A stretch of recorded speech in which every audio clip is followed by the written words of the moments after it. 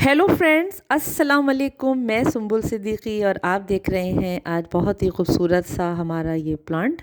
और ये बहुत सारे इसके नाम हैं, आप सबको पता है। क्रिसमस ट्री है और एरोकेरिया नॉरफोक आइलैंड पाइन इसको कहते हैं। बहुत पुराना मेरा ये पौधा है और बहुत सारी वैरायटीज़ होती हैं इस पौधे की, इस प्लांट की। आप सबको पता है, पहले भी मैंने इस पे बहुत सारी वीडियो बनाई हैं। तो आज मुझे बताना है कि देखिए इसकी जो प्रॉब्लम्स है ना, इस पे आज हम बात करते हैं।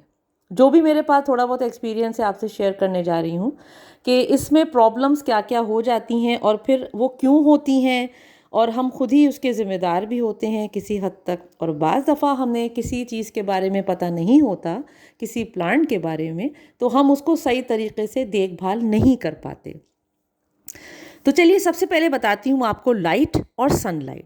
तो लाइट जो है आपने इसको कैसी देनी है, ब्राइट लाइट देनी है, डायरेक्ट ब्राइट लाइट, ठीक है।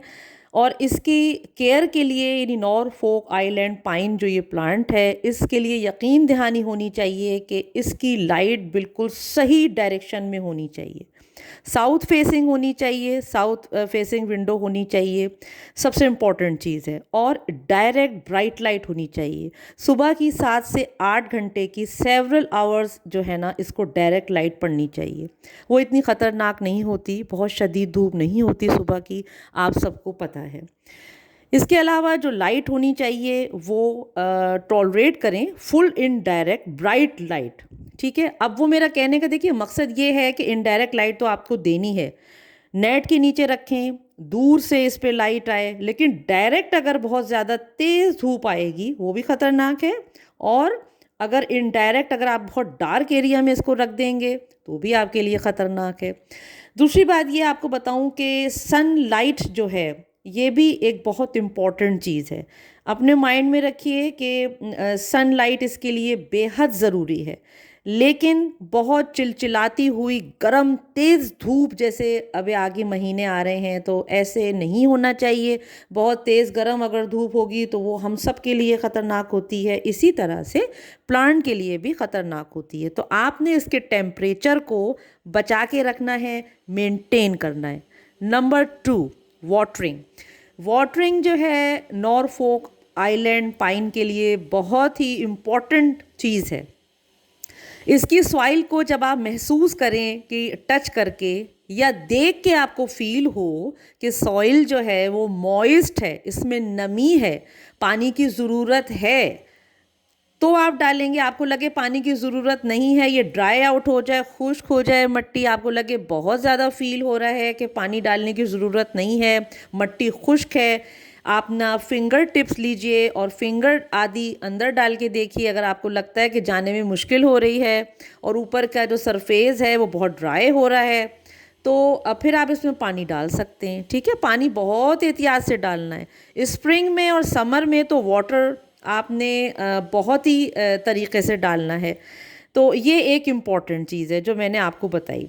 अच्छा, इसके अलावा जो है ये जो प्लांट है इसमें आपने जब भी वाटर देना है, फ्रीक्वेंटली आपने वाटर देना है, ठीक है। जैसे गर्मी आगे आ रही है, लेकिन ये ख्याल रखना है कि पानी जो है इसका जो सॉसर है उसमें ठहरना नहीं चाहिए। पूल ऑफ वाटर जो है इतना ना हो कि भर जाए और सौगी मट्टी हो जाए, कीचड़ वाली हो जाए, फिर वो प्रॉब्लम्स लेके आएगी आपके लिए। बिफोर वाटरिंग जो है इस प्लांट में आप चेक करें कि मॉइस्चर जो है वो अंदर मौजूद है। जैसे मैंने बताया कि फिंगर अंदर डाल के चेक करें, 1 इंच डालें और इसकी सरफेस को कितनी ज़रूरत है पानी की, उसी हिसाब से पानी को प्रोवाइड किया जाएगा, ठीक है ना। बहुत अच्छे से दें, रच के दें, लेकिन कीचड़ पानी वाली सौगी मट्टी नहीं होनी चाहिए ना, कि बिल्कुल जैसे वो गीली गीली मट्टी, वो नहीं होनी चाहिए।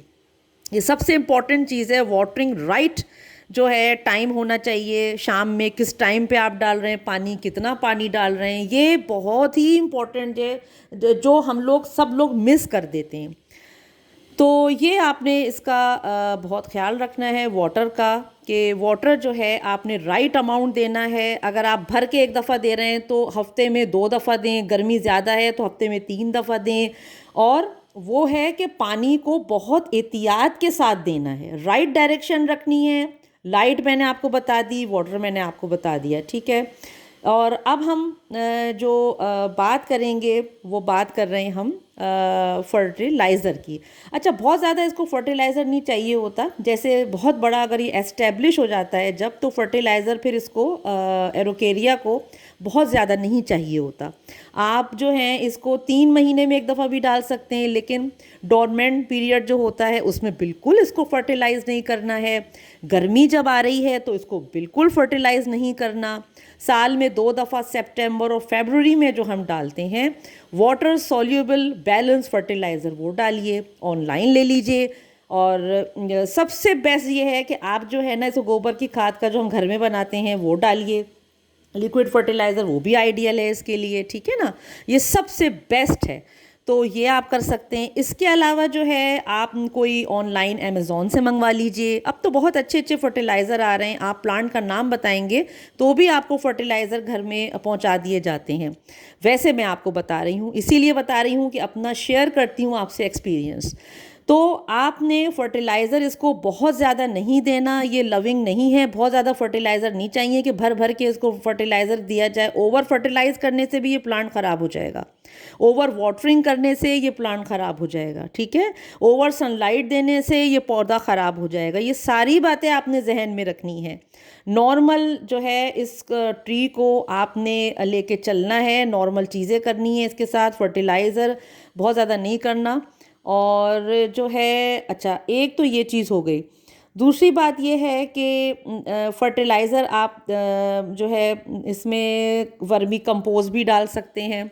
वर्मी कंपोस्ट बेस्ट है इसके लिए। गोबर की खाद कंपोस्ट जो होता है वो भी आप डाल सकते हैं, तो वो डालिए आप। आपने फॉल और विंटर में फर्टिलाइज़र बिल्कुल नहीं डालना। तो फ्रेंड्स, एक तो ये चीज़ हो गई। अच्छा, अब मैं आपको ये बताने जा रही हूँ कि एग्जामिन का आपने किस तरह करना है। अगर आपको लग रहा है कि ट्रबल शूटिंग हो रही है आपके प्लांट में और आपको बहुत प्रॉब्लम हो रही है, समझ नहीं आ रहा कि आखिर हो क्या रहा है, वाटरिंग भी हैबिट सही है, फर्टिलाइज़र भी सही दे रहे हैं, लाइट भी सही दे रहे हैं, तो क्यों इसके ड्रॉप हो रहे हैं, पत्ते और ब्राउन हो रहे हैं, येलो हो रहे हैं। अच्छा, एक इम्पॉर्टेंट बात दोस्तों ये है कि अगर नीचे के जो इसका मेन स्टेम है, अगर नीचे से ड्रॉप हो रहे हैं, गिर रहे हैं, तो वो एक नॉर्मल सी चीज़ है इस प्लांट के लिए, उसमें परेशान मत हो, बिल्कुल आपको प्रॉब्लम नहीं होगी। कोई ऐसी सिचुएशन में अगर आप फंस जाते हैं तो गौर करने की ज़रूरत है।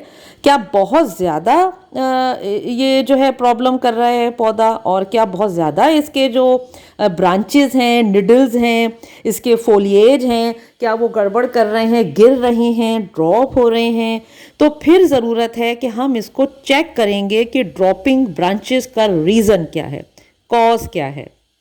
क्या इम्प्रॉपर ह्यूमिडिटी लेवल्स हैं, या नॉक 4 आइलैंड पाइन जो है इसको अप्रॉक्सीमेटली 50% रिलेटिव ह्यूमिडिटी हमने दी है या नहीं दी। तो ये अचीव करने के लिए आपको बहुत गौर करना पड़ेगा, क्योंकि बाज़ दफ़ा ये होता है जो हम समझ रहे होते हैं वो होता नहीं है ना। तो अब इसमें प्रॉब्लम क्या होता है, फंगस, पेस्ट और डिजीज़, ये बहुत इंपॉर्टेंट चीज़ है इस प्लांट के लिए। तो अगर आपके ब्राउन हो रहे हैं, टर्निंग ब्राउन हो रहे हैं, येलो हो रहा है, तो फिर हमें देखने की ज़रूरत है कि अब क्या प्रॉब्लम्स हो सकती है। ख़ास किस्म का ऊपर लिखा हुआ आ रहा है, आप गौर कीजिए। ये अगर मैं सही प्रोनाउंस ना करूं तो कोई बात नहीं है। एंथ्रेक्नोज एक फंगस है, और वो फंगस जो है प्रॉब्लम करता है, स्प्रेड हो जाता है पूरे प्लांट में, निडल्स में, ब्रांचेस में, ये जो आपको निडल्स और ब्रांच कहते हैं इसको। तो फोलिएट जब इसके गड़बड़ करने लगते हैं तो फिर उसके लिए हमने नीम ऑयल का स्प्रे, जो ऊपर मैं लिंक दूंगी, उस लिंक से आप देख सकते हैं कि किस तरह से आप नीम ऑयल की मदद से इस प्लांट को किसी हद तक बचा सकते हैं। अगर बहुत ज़्यादा स्प्रेड हो गया तो फिर तो गड़बड़ भी हो सकती है। इसके अलावा ये है कि आप खाने का सोडा, मैंने बताया है 1 लीटर पानी में 1 चाय की चमची पूरा फोलियर स्प्रे करें, उसको डाइल्यूट करें, कोई भी स्प्रे बॉटल ले लें, ये भी मैं लिंक आपको दूंगी कि आप किस तरह स्प्रे बॉटल से जो है स्प्रे कर सकते हैं। वो बहुत ही आपके लिए फ़ायदेमंद होगा, मुफीद होगा। फ्रेंड्स, ये ज़रूर कीजिए आप। फोलियर स्प्रे की एक बॉटल लीजिए, हार्डवेयर से मिल जाएगी, गार्डन शॉप से मिल जाएगी, कहीं से भी आपको स्प्रे बॉटल से आप फोलियर स्प्रे कर सकते हैं। तो इसके लिए आपको क्या करना होगा, अब आपको एक फंगल डिजीज को ख़त्म करने के लिए सबसे पहले आपको एक फंगस पाउडर लेना होगा और उस पर इंस्ट्रक्शंस पढ़ें, साफ का ले लें, किसी भी ब्रांड का ले लें, मैं कोई हाईलाइट नहीं कर रही, किसी भी आप ब्रांड का फोलियर स्प्रे करें फंगस का, तो उससे बहुत हद तक आपका जो है ये प्रॉब्लम सॉल्व हो जाएगा। येलो और ब्राउन जो डाई कर रहे हैं एंटायर ब्रांचेस जो है, ये पूरा सेक्शन में आपने ऊपर नीचे आगे पीछे इसको हर महीने आपने फंगस का पाउडर जो है इसको आप फोलियर स्प्रे करें, ठंडे टाइम में कीजिएगा, क्योंकि ये फंगल डिजीज़ जब हो जाती है इस प्लांट में, नॉरफोक पाइन में, तो फिर इसका बचना ना बहुत मुश्किल हो जाता है। फंगल डिजीज़ जो है मेन प्रॉब्लम करता है, रूट रॉट हो जाएगी, अंदर से पूरा प्लांट आपका ख़त्म हो जाएगा। टर्निंग ब्राउन ये भी एक प्रॉब्लम होती है, लेकिन जैसे मैंने बताया कि अगर बहुत ज़्यादा नीचे से हो रहे हैं तो वो एक नेचुरल प्रोसेस है, उससे मत घबराएं।